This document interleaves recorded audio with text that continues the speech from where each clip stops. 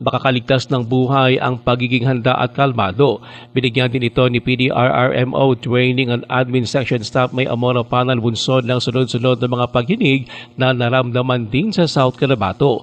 Payo pa dirapalan sa publiko, lalo na ang mga nasa pampublikong lugar o opisina, dapat ay alam ang paligid, lalo na ang pinakamalapit na exit at ligtas na lugar. Sa oras ng pagyanig, ayon pa kay Rafanan, huwag magpanik at sa halip ay mag-drop, cover and hold, lumayo sa mga bintana at salamin at malalaking furniture. Paalala pa ni Rafanan, huwag tumakbo at huwag din gumamit ng elevator. Pagkatapos ng lindol, ayon kay Rafanan, dapat ay maging alerto sa posibleng aftershocks. Tingnan kung may injury ang sarili at mga kasama.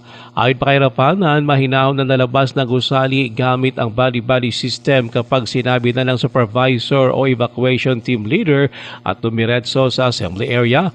Mahalaga rin ayon kay Rafanan ang pagsagawa ng head count at agad i-report ang mga nawawalang kasama. Emergency roles are confirmed if there will be any injuries or emergency. Everyone should await further instructions or the all clear signal before returning to your respective offices. Si PDRRMO Training at Admin Section Staff May Amora Panan, nilinaw naman ni Provincial Disaster Risk Reduction and Management Officer Rolly Aquino na bagamat nakaranas ng mga pagyanig ng ma-intensity 2 hanggang 3 ang ilang bahagi ng South Cotabato, hindi sa loob ng lalawigan matatagpuan ang mga epicenter ng mga lindol.